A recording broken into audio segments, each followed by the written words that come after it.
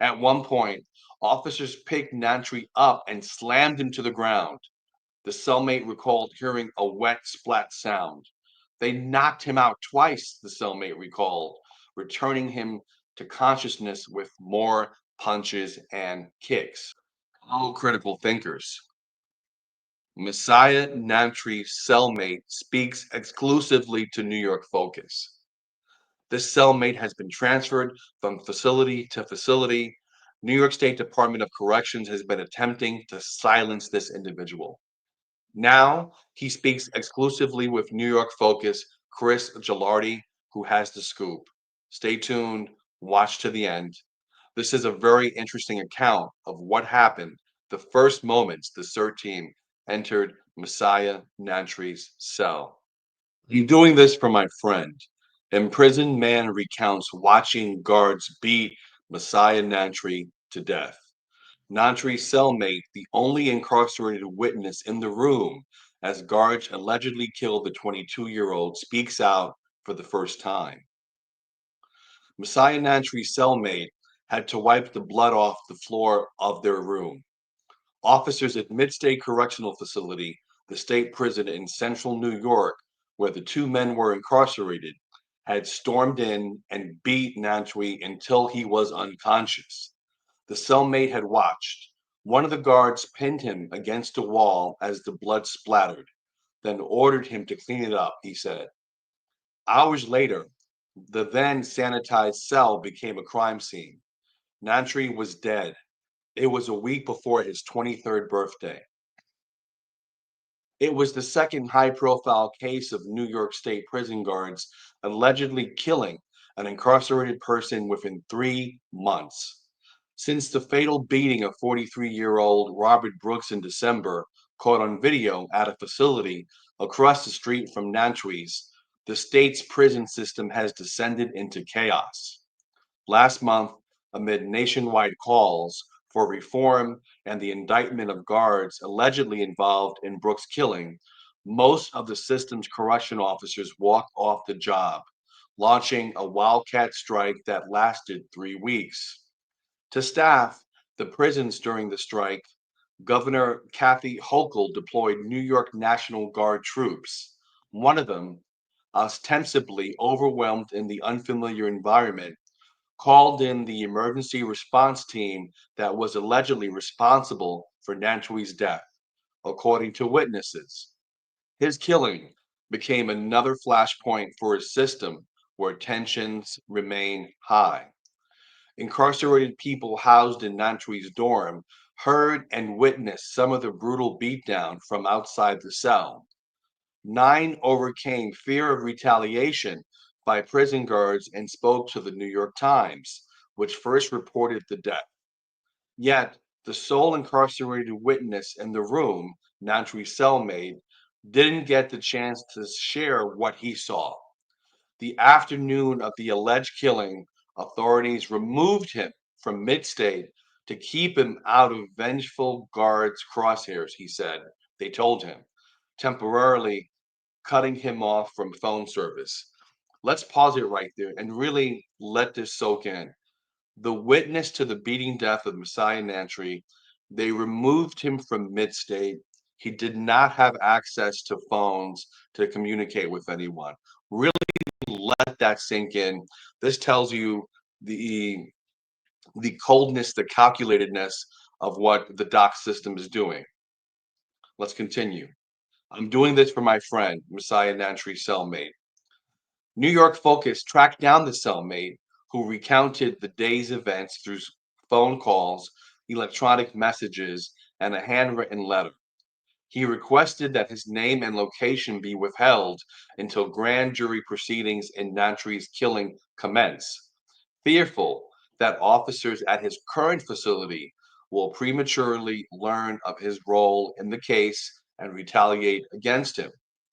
An Onondaga County District Attorney William Fitzpatrick, who was appointed special prosecutor in the case, has said that his office will likely present to a grand jury early next month. 15 prison staffers were placed on leave after the incident. The cellmate's account matched the Times reporting, and the testimony of another witness who spoke to New York Focus. They offer new insight into the gruesome event, the investigation into it, and what incarcerated people have long described as abuse with impunity in New York State prisons. The cellmate wonders how the prison system will protect him after he testifies and his identity becomes publicly known. Quote, "That's just a chance I'm taking," he said. "I'm doing this for my friend." End quote. Nantwi struggled with debilitating mental illness, post-traumatic stress from a 2021 police encounter in the Bronx that ended with cops shooting him 27 times, according to the New York Daily News. Police said he shot at them first. Nantwi's lawyer asserted otherwise. After a 6-month hospital stay, Nantwi became angry and paranoid. His family told the Daily News. He was suspicious of those around him and began speaking to himself. He cried in court, where he was negotiating a gun possession plea from the shootout that keep him out of jail. Then in April 2023, police arrested Nantwi for allegedly shooting and killing 2 people, a rival and a stranger, authorities said, over the course of as many days. Prosecutors withdrew the original plea offer, and Nantwi accepted a 5-year prison sentence in the gun possession case. The murder cases were ongoing when Nantwi was killed. The morning of March 1st, Nantwi's cellmate awoke from a nap to find Nantwi crying. He was off of his psychiatric medication, witnesses told the Times. The cellmate said prison staff hadn't been giving him his normal medication, and he wouldn't take what they gave him instead. Nantwi was still emotional when he went to take a shower later that morning.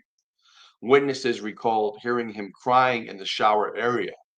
Then they heard him get into an argument with a National Guardsman. His shower had overlapped with count, the routine security census, where officers tally residents as they stand near their cells or bunks. "I didn't know it was count," the cellmate, still in their room, heard Nantwi say in a loud voice. By all available accounts, the confrontation was uneventful. The cellmate said that Nantwi threw his hands up, then walked back to their cell. Quote, "There was no threat, no act of violence." Jordan McLean, who was bunked in the same dorm as Nantwi, told New York Focus the day after his death. But the National Guard felt some type of way, he said. They were scared. One of the troops activated an alert that called him backup. The cellmate said he heard keys jingling and shoes traipsing through the snow outside, then the door to their dorm opening. "What room is he in?" he heard a guard ask. A guard and 2 officers with the prison SWAT style Correctional Emergency Response Team, or CERT, entered their cell. "Who has the problem?" the guard said. Nantwi and his cellmate replied that there was no problem. A National Guard troop then entered the room and pointed to Nantwi, the cellmate recalled. One CERT officer approached the cellmate in the back of the room, punched him in the ribs, and told him to shut up, he said. The officer shoved his head against the wall at an angle that allowed him to see other CERT officers enter the room and approach Nantwi. Roughly 7 officers took part in the beatdown, the cellmate and McLean said.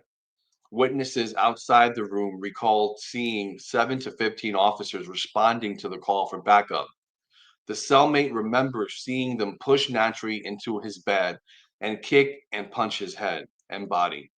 Some took out their batons and beat him. Others stomped on his head, back, and legs. At one point, officers picked Nantwi up and slammed him to the ground. The cellmate recalled hearing a wet splat sound. They knocked him out twice, the cellmate recalled, returning him to consciousness with more punches and kicks. One officer kicked Nantwi in the face with a 2-step running start, like he was making a punt in a football game, the cellmate said. One tried to choke him, the cellmate recalled, but pulled his hand back and said something about Nantwi biting him.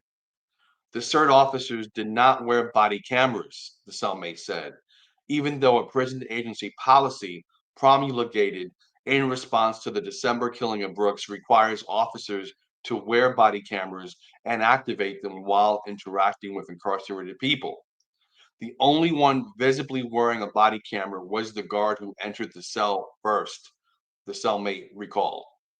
Before the beating started, he turned his back into the cell and stood in the doorway, the cellmate, McLean, and other witnesses reported. Nantwi pleaded with the officers as they allegedly killed him. I didn't do nothing, he said repeatedly, according to the cellmate. Stop, you're really hurting me, he then said. Guards told him to stop resisting, even though he wasn't fighting back, witnesses recalled. Pause for a second. So we know this is a common theme. The CERT officers come in, guards come in, start beating the incarcerated individual, and they start yelling, stop resisting, stop resisting. Let's continue on with the article. Nantwi's cry soon became incomprehensible, the cellmate said. Then he went silent. The officers continued beating him. Witnesses said it went on for several minutes. Officers then handcuffed the unconscious Nantwi. He didn't move. They dragged him out of the room and into the dorm gallery where dozens of incarcerated people had been watching and listening.